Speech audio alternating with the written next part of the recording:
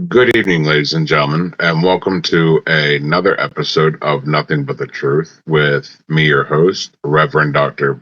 Allen Dillon, presidential candidate for 2028. I want to welcome you all to my show. For those of you who have not seen or watched before, but have been referred to by friends, I promise you are in for a treat because here I discuss the truth. I don't play around. I don't sugarcoat things. I'll tell you how it is. So, what I want to get into tonight is the topic of where is our country heading right now? Because with all of the executive orders, with all of the memorandums and everything else, I don't know about you, but the way that our current dictator, not president, is treating our country, the way that he's isolating us from all the other world organizations and everything else, it's definitely heading towards not being the United States of America, but either the Trump states of America or the communist, tyrannical, totalitarian, authoritative states of America. Here are some things that I want to share with you to where you will actually understand where I'm coming from. Now, the first bit I have to pre-warn you because this is going to literally scare everyone, not just the 99%, but even the 1% that will be putting us all in the same boat, the same situation, the same status, everything. As you know, Trump has appointed Elon Musk to the new organization titled Doge. What many of you probably don't know is what exactly does Doge do? Here's the problem. Elon Musk, who is heading this new department and only answers to Trump, no one else, will have access to all financial data, meaning where every penny of your income, every government contract, even though he's awarded government contracts. So now it puts him in a position to where he can either outbid, underbid, or put himself in an even better position. And to me, that kind of rules out the whole monopolization act, to where it's supposed to be a fair market. But that's just the tip of the iceberg. Here's the worst part. What he's doing is going to make what Snowden released, as far as you guys being spied on and the government knowing your personal information and everything else, like a Saturday morning cartoon. Because what his job is going to entail, think of every Armageddon movie, think of every apocalypse movie, think of Revelations, End of Times, all of that. Because guess what? Elon Musk is going to have access to all your personal information. This means your social media, your cell phone, everything about you. And that means every single person in the United States he will have access to. So therefore, it can be weaponized, which is what Trump's plan is and why he put Elon in charge of this. So that way he can use it to leverage cabinet members, leverage Congress, leverage judges, and to make sure that things go Trump's way. Because if you haven't noticed already, I think it's about 95% of the executive orders are all centralized about him being the one that every new personnel, existing personnel, that everyone has to literally answer to and hold up his values and to portray his thoughts and his feelings and everything else. So just think about the fact that in, I think it's the 15th or 20th of this month, is when Elon Musk is supposed to take this position. So that means that he will have access to everyone's personal information, to everyone's bank accounts, to everyone's paychecks, to, literally everything about your personal life. I'm sorry, but that goes against the Abuse of the Internet Act. That goes against the Privacy Act. That goes against so many constitutional rights and violations that I don't see how we as a people and we as a country together, we need to start speaking up and using our voices, because if we don't, we're going to lose all privacy and become a big brother state. Look at what China does.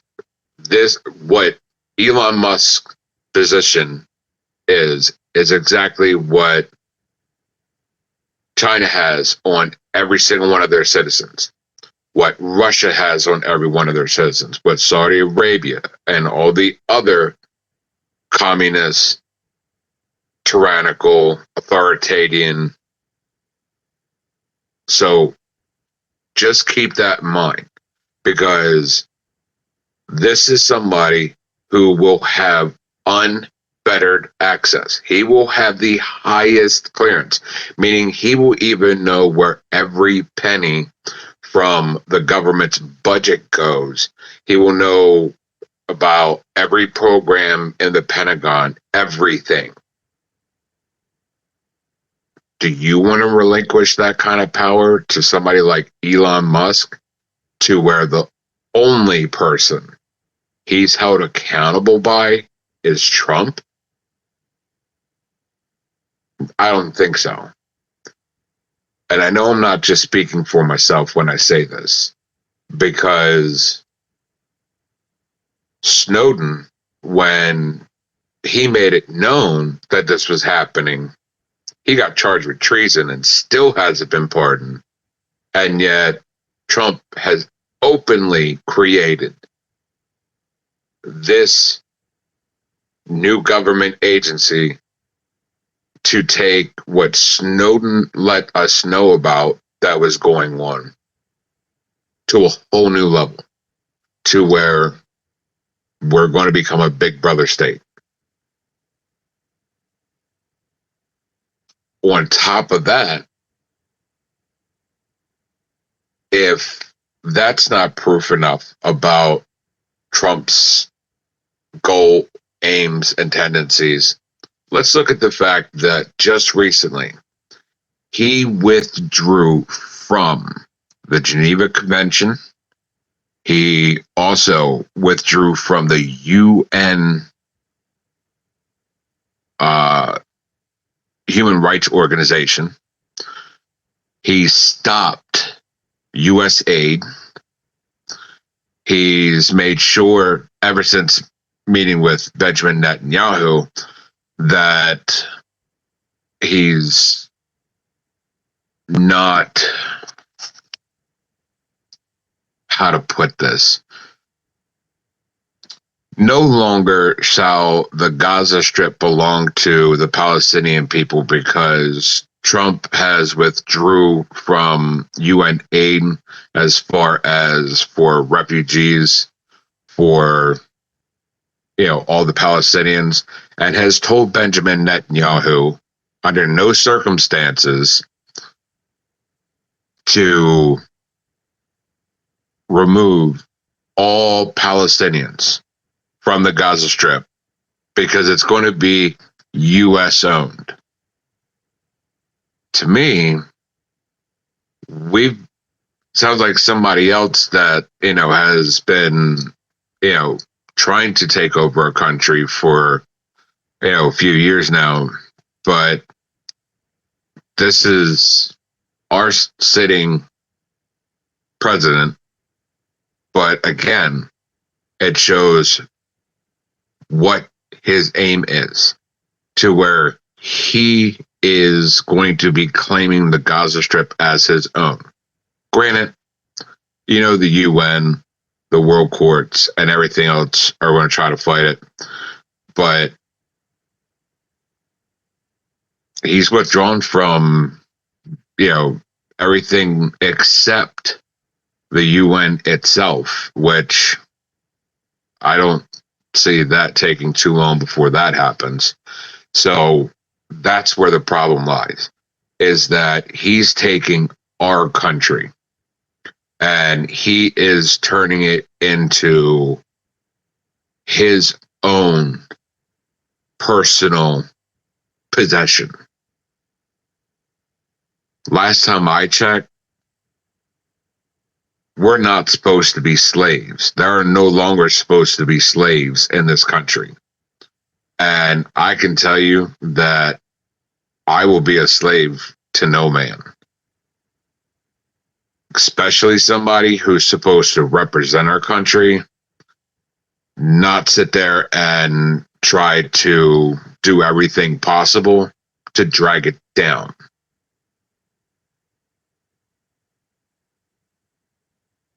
The next thing that I want to prepare you for is, and again, why I'm going to be bringing this up is because just like withdrawing from everything as far as the, World Health Organization, the Paris Trade Accord, for climate control, removing all these programs from the UN, the UN, ending U.S. aid for all refugees in all countries that are war torn, who are victims. That means those in Sudan, those who have lost everything in Ukraine, those who are trying to regain their country back and their sense of self in Syria and everything else. But yet, we're not looking like a country that used to help people, that used to be there for people. We're now being isolated. And that's the thing, is that Trump is using the 2025 playbook of isolation from the rest of the world to claim that he's doing it to focus on America and put America first. But let's see how this scenario is going to be playing out. This coming Sunday is the Super Bowl. And yes, for the first time ever in our nation's history, a sitting president shall be attending the Super Bowl. But don't let that stick as the headline, because that's all they want you to focus on, is the fact that a sitting president is coming to the greatest, most watched, most tuned into, and everything else, national pastime, which is football. Well, besides baseball, but, the Super Bowl is one of the biggest events in our country.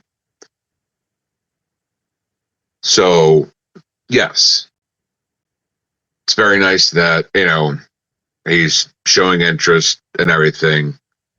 Here's the problem. Besides Trump going, he's also bringing 3,000 federal agents that have already started to secure, along with, I forget the number of National Guard, but I do believe that it's no less than 10,000 to be deployed in New Orleans. Okay. This is the first time the federal government has showed this much interest in New Orleans, because there wasn't even this many federal troops or government agents or anything, when they needed us there for Katrina. But yet, Trump's showing up only. He's doing the Manhattan Shuffle. He wants you to pay attention to his left hand, that he's showing up, he's showing support and everything else. But he doesn't want you to see the fact that what the right hand's actually doing, which is he's locking down the city. There will be martial law. There will be troops in the streets when any other time the Super Bowls have been held anywhere else, even when vice presidents have gone to the games, to where, yes, there were, I can understand having the federal agents, everything else. But what exactly is the need for the National Guard? Because last time I checked, we're supposed to believe in and trust our police department, sheriff department, and state troopers. That's normally who provides the most protection wherever the Super Bowl is held. On top of that, Trump is using one of the most iconic cities in the United States to carry out Project 2025's memorandum and what they call their pet project, and to see how it goes, which is to use a national event in order to create martial law, which is exactly what is going to be happening, because there will be a curfew, everything else that,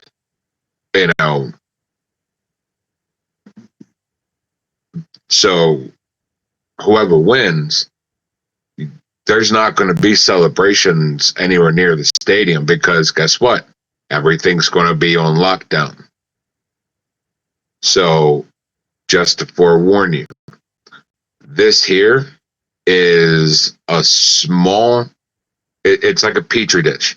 This is his test to see how the country will react to martial law by taking one of its most treasured events and literally creating martial law with federal agents and the Army Reserve. On top of that,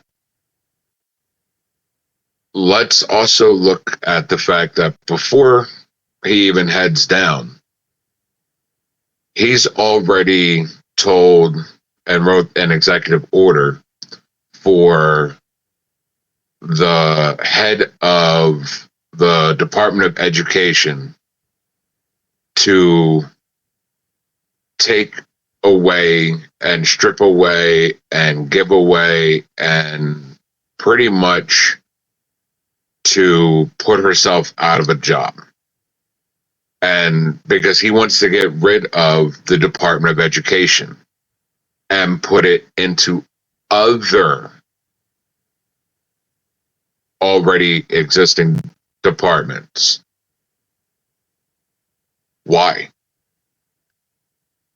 But here's the best part, and y'all are going to love this. All his tantrums that he's thrown, all his tyrannical and biased and, in my opinion, racist, targeted executive orders and memorandums and everything else, here's one that he can't do. He cannot get rid of the Department of Education. Why?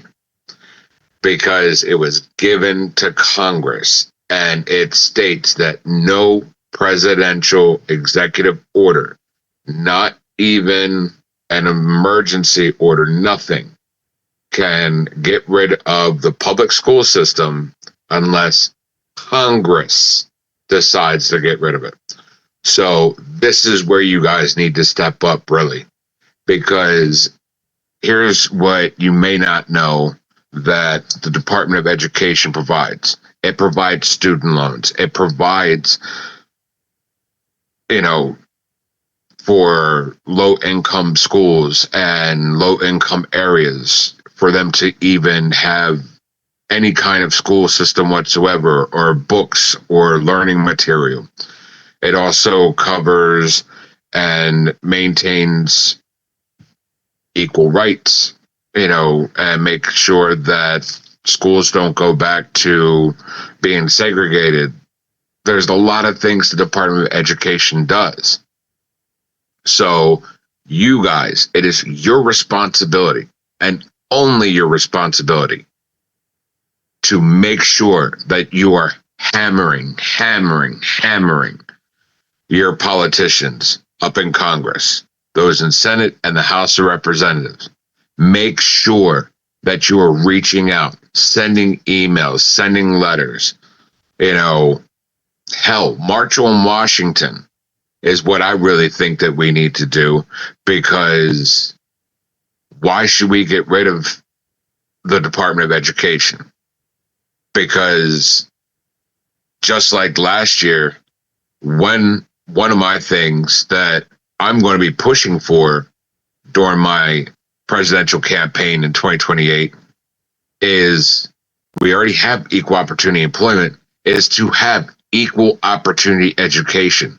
That means that from whatever the richest cities, towns, public schools and areas get as far as equipment, teachers, for students with learning disabilities and everything else have, the poorest school districts in the country will have the same thing, along with a raise in teacher salaries. Because let's look at it this way.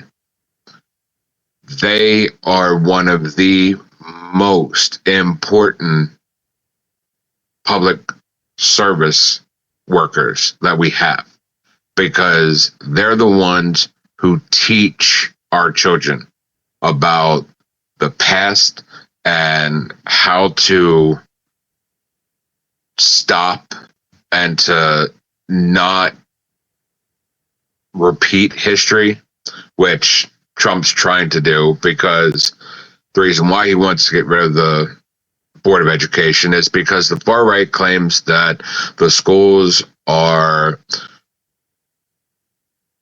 pushing the agenda and that it's too racist, that it's covering too much education on sexuality and politics. Last time I checked, there's not a kindergartner who, before nap time has to, take a vote, I mean, come on. This is just getting ridiculous. And this is why I plan on reforming the Department of Education and improving it, making it better. But there's no reason why it shouldn't exist. But like I said, you guys know as well as I do that Trump's got his little Maganites in Congress who are going to try to push this through, hold out, all that other stuff, demand it. But it is up to you, the people, your voice. It is because they're supposed to represent you in Congress. They're supposed to be the voice of their districts and everything else. So raise your voice, make yourself heard. Because I can tell you one thing is that last time I checked, America is supposed to be one nation under God, not one nation under somebody who thinks that they're above or is God. That's what you guys need to understand.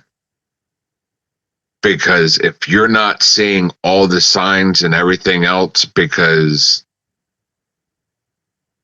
he is on such a power trip and everything else, following the playbook of Project 2025, he wants us to worship him. I worship God. And you guys worship God, no matter by what name you call him. He's a false idol. He does not deserve to be worshipped the way that he commands. Think on that. But that is my time this week. I want you guys to just think about what I said. Think about the importance of what your job is in order to keep the Department of Education. Because you were given God-given rights, freedoms. So why is somebody who thinks and pretends he's God feel like he has the power to just strip it all away? He doesn't. So until next week, may God, Yeshua, and the Holy Spirit bless you, your family, your loved ones, your friends, protect you from your enemies, protect you from the enemy. Shalom, shalom, and assalamu alaikum.